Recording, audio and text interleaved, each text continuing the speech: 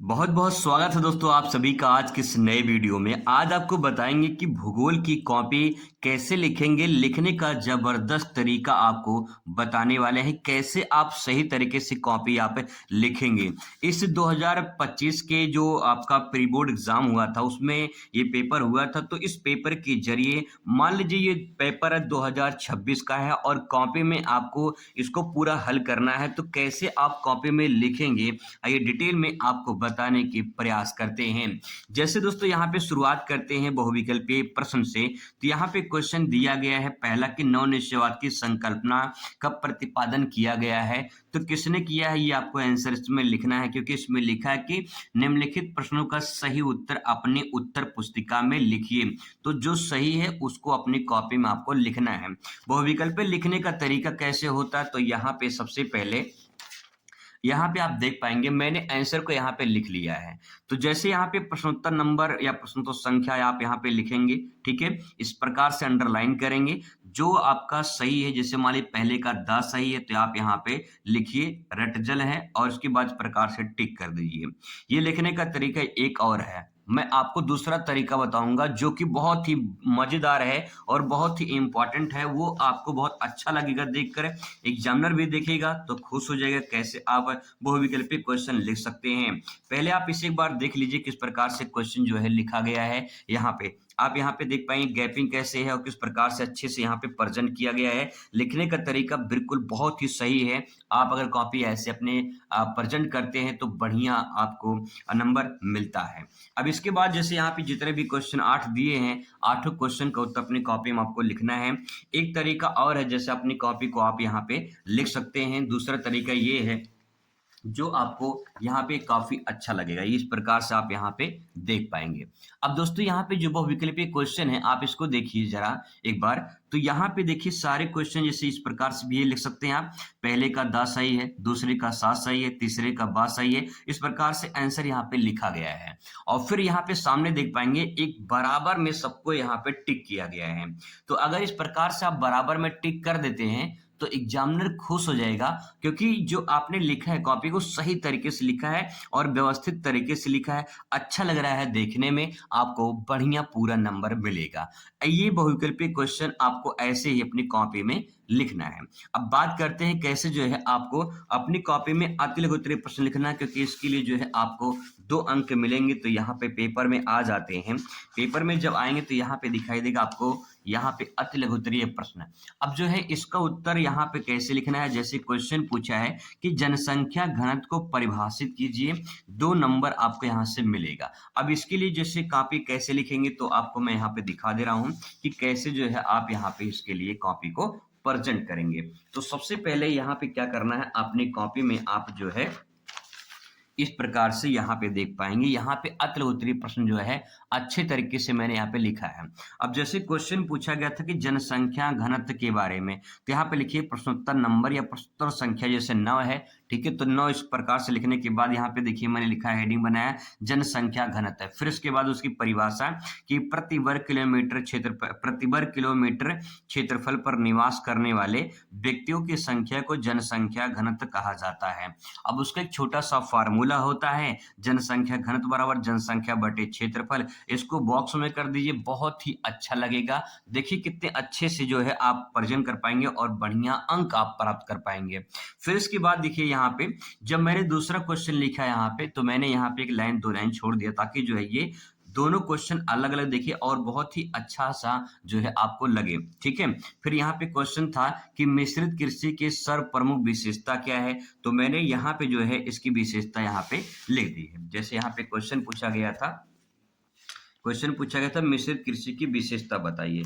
तो यहाँ पे रहा आपका क्वेश्चन, ये रहा क्वेश्चन कि यहाँ पे लिखा है मिश्रित कृषि की सर्वप्रमुख विशेषता क्या है, तो आपको इस विशेषता को लिखना है। अपनी कॉपी में आप यहाँ पे लिखिए प्रश्नोत्तर नंबर या प्रश्नोत्तर संख्या लिखिए, जो भी रहेगा लिखिए, ठीक है। और फिर इसके बाद आप हेडिंग बनाइए, उसी क्वेश्चन से हेडिंग बनाइए और फिर इसके बाद जो है यहाँ पे इस प्रकार से क्वेश्चन को लिखिए, जैसे कि मिश्रित कृषि की सर्वप्रमुख विशेषता क्या है, वह कृषि जिसमें फसलों के उगाने के साथ साथ पशुपालन भी किया जाता है उसे मिश्रित कृषि कहते हैं। अब मैंने छोटा सा यहाँ पे एक डायग्राम बना दिया है यहाँ इस प्रकार से कि कृषि प्लस पशुपालन, जब कृषि और पशुपालन एक साथ किया जाता है तो उसे हम मिश्रित कृषि के नाम से जानते हैं।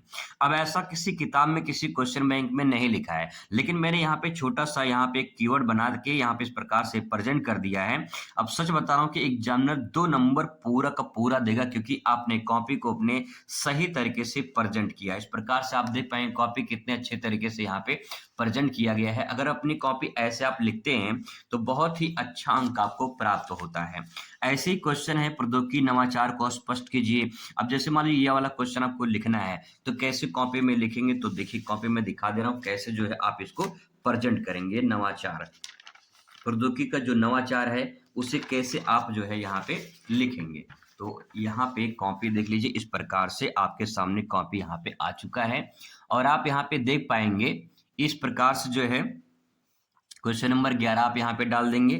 क्वेश्चन नंबर 11 हो जाएगा प्रौद्योगिकी नवाचार, हेडिंग हो जाएगा। फिर इसके बारे में लिखेंगे कि प्रौद्योगिकी नवाचार से आशय ऐसी नई नई तकनीकों की खोज एवं उपयोग से है जो मानव के जीवन को सरल बनाते हैं। जैसे यहाँ पे लिख दीजिए, बहुत अच्छा हो जाएगा आपका आंसर। जैसे रोबोटिक मशीन हो गया, इलेक्ट्रिक वाहन हो गया, इंटरनेट, एआई आज के डेट में आ चुका है। तो ये सब क्या है, नवाचार का मतलब नई नई टेक्नोलॉजी का आना, वो नवाचार कहलाता है। तो इस प्रकार से जो है आपका जो मशीन है, रोबोट है, इलेक्ट्रिक वाहन आ चुके हैं, इंटरनेट, एआई सेवा, ये सब जो आपके नई नई टेक्नोलॉजी है ये मानव के जीवन को सरल बनाते हैं। ठीक है, तो इस प्रकार से जो है यहाँ पे इसके बारे में लिख के जैसे थोड़ा सा लिख देंगे, बढ़िया पूरा नंबर मिल जाएगा। कितने अच्छे तरीके से आप अपनी कॉपी को लिख पाएंगे। ठीक है, इसके बाद अगला क्वेश्चन देखिए, लाल कलर श्रमिक किसे कहा जाता है। तो इस क्वेश्चन को कॉपी में अगर लिखना है तो यहाँ पे देखिए लाल कलर श्रमिक कैसे लिखेंगे। सबसे पहले प्रश्नोत्तर संख्या जो भी रहेगा, ठीक है, फिर क्वेश्चन से हेडिंग बनेगा यहाँ पे लाल कलर श्रमिक। अब मैंने यहाँ पे लाल कलर लिखा गया है तो मैंने यहाँ पे लाल से लिखा है, आपको लाल से नहीं लिखना है, सिर्फ मैंने यहाँ पे लाल इंडिकेट करने के लिए लाल कलर से लिखा है। तो यहाँ पे लाल कलर श्रमिक क्या होते हैं, इसमें लिखेंगे लाल कलर श्रमिक उन्हें कहते हैं जो प्राथमिक क्रिया जैसे खनन, कृषि, मजदूरी आदि कार्य करते हैं। ठीक है, ये शारीरिक श्रम अधिक और जोखिम भरा कार्य करते हैं, इसीलिए इन्हें लाल कॉलर श्रमिक का नाम दिया गया है। ठीक है, तो इस प्रकार से ये सेंटेंस हो जाएगा, बढ़िया पूरा नंबर मिल जाएगा आपको। ठीक है, ऐसे ही आप क्वेश्चन देख पाएंगे जैसे कि शांत बस्ती को परिभाषित कीजिए। अब इस क्वेश्चन का उत्तर लिखना है, 2 अंक आपको पूरा चाहिए तो 2 नंबर लिखिए। यहाँ पे देखिए, जब यहाँ पे जगह था तो मैंने यहाँ पे लिख दिया अच्छे तरीके से, प्रश्नोत्तर संख्या 13 हो जाएगा। फिर शांत बस्ती हेडिंग डाल देंगे और फिर इसके बारे में लिखेंगे ऐसी बस्तियां जहां मकान एक दूसरे के बहुत पास पास रहते हैं या रास्ते सकरे होते हैं उन्हें शांत बस्ती कहा जाता है। अब पेपर में आपसे पूछ ले गुच्छित बस्ती किसे कहते हैं, तो इसी को ही गुच्छित बस्ती भी कहा जाता है। तो आपका ये हो जाएगा सेंटेंस कि इसी गुच्छित बस्ती कहा जाता है। जैसे ले देंगे, जैसे ये गुच्छित बस्ती कहाँ पाई जाती है, मैदानी भागों में, नदी घाटियों में, ऐसे क्षेत्रों में गुच्छित बस्ती पाई जाती है। बढ़िया, देखिए कितने अच्छे तरीके से आप यहाँ पे लिख के पूरा नंबर आप प्राप्त कर सकते हैं। अब दोस्तों इसके बाद अगला क्वेश्चन देखिए, जैसे कि नाभिकीय ऊर्जा क्या है, भारत के 2 प्रमुख नाभिकीय ऊर्जा केंद्रों का नाम लिखें। अब आपको इस क्वेश्चन का आंसर लिखना है तो सबसे पहले आप लिखेंगे कि नाभिकीय ऊर्जा क्या है। नाभिकीय ऊर्जा के बारे में लिखेंगे तो यहाँ पे देखिए क्वेश्चन का उत्तर आपको यहाँ पे देखने को मिलेगा।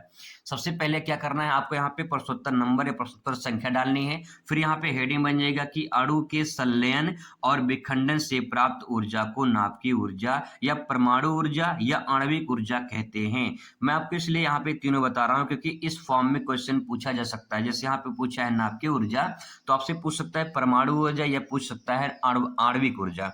तो तीनों में से कोई भी पूछ सकता है, आंसर एक ही होगा।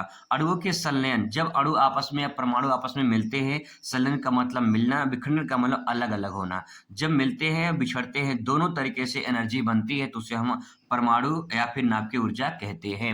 अब इसके दूसरे हेडिंग डालेंगे भारत के 2 प्रमुख नाभिकीय ऊर्जा के केंद्र, क्योंकि आपके पेपर में पूछा गया है 2 नाभिकीय ऊर्जा केंद्र पूछा गया है। तो पहला यहाँ पे नरौरा लिख दीजिए, दूसरा कलपक्कम लिख दीजिए। जो भी आपको याद हो, 2 आपको लिखना है तो 2 आप यहाँ पे लिख सकते हैं। नरौरा पड़ता है उत्तर प्रदेश में तो इस प्रकार से लिखेंगे, कलपक्कम पड़ता है तमिलनाडु में तो इस प्रकार से आप यहाँ पे लिख देंगे। ठीक है, यही तरीका होता है सही तरीके से कॉपी को प्रेजेंट करने का। एग्जामिनर इसमें इरिटेट नहीं होगा, गुस्सा नहीं करेगा और पूरा नंबर खुश होकर आपको देगा। अगर थोड़ी मोड़ी मिस्टेक भी हो जाती है तब भी कोई दिक्कत नहीं है, लेकिन लिखने का तरीका अगर सही रहेगा दोस्तों बहुत ही अच्छा नंबर मिलता है। आपको अच्छे तरीके से पता हो, याद हो, लेकिन आप प्रेजेंट प्रेजेंट नहीं कर पा रहे हैं, अच्छे से कॉपी लिख नहीं पा रहे हैं, तो शायद नंबर आपको वहाँ पे कटने का चांस रहता है। इसके बाद अगला क्वेश्चन देखिए, भारत के किन्हीं 2 लौह अयस्क के उत्पादों के राज्यों का नाम लिखिए। तो इसमें ज़्यादा कुछ नहीं करना है। इसमें देखिए सेंटेंस कैसे लिखना है। प्रश्नोत्तर संख्या 15 क्वेश्चन नंबर है ये, और भारत के 2 लौह अयस्क उत्पादक राज्य का नाम इस प्रकार से हेडिंग बना देंगे और यहाँ पहला और दूसरा डाल देंगे। बस 1 नंबर इसके लिए, 1 नंबर, 2 नंबर आपके यहाँ पे आराम से मिल जाएगा, कोई दिक्कत नहीं है। इसके बाद यहाँ पे देखिए 16 नंबर क्वेश्चन है कि भारत के किन्हीं 2 भाषाई समूह का उल्लेख कीजिए। तो इसमें भी कुछ नहीं करना है, सिंपल सी बात है, प्रश्नोत्तर संख्या हो जाएगा और भारत के 2 भाषाई समूह हो जाएगा, फिर पहला और दूसरा डाल देंगे, इस प्रकार से बस पूरा लिख देंगे, अच्छा सा पूरा काम हो जाएगा। पूरे अच्छे तरीके दोस्तों आप यहाँ पे प्रेजेंट कर पाएंगे और अच्छा नंबर आपको यहाँ पे मिलेगा। कॉपी लिखने का तरीका आप देख लीजिए कैसे कॉपी लिखा गया है। फिर इसके बाद यहाँ पे शुरुआत होता है आपका नेक्स्ट जो है वो लघु उत्तरीय प्रश्न है। 4 अंक आपको यहाँ से मिलेंगे, 4 अंक मिलेंगे। अब इस कॉपी को कैसे लिखना है, जैसे मैंने आपको ये कॉपी बताया लिखने का, ऐसे ही आप इसको भी लिख सकते हैं और फिर ऐसे ही आपका विस्तृत उत्तरीय प्रश्न आता है, इसको भी आप ऐसे लिख सकते हैं। पूरा का पूरा दोस्तों नंबर मिलेगा अगर सही तरीके से आप कॉपी को प्रेजेंट करते हैं। आई होप आपको समझ में आ गया होगा कैसे कॉपी लिखना है, और अगर आप कमेंट करते हैं तो मैं आपको लघु उत्तरीय और जो आपका विस्तृत उत्तरीय है ये और मानचित्र वाला सेक्शन जो है वो भी आपको बता दूंगा। ठीक है, आई होप आपको समझ में आ चुका होगा। मिलते हैं नेक्स्ट वीडियो में। Thanks for watching.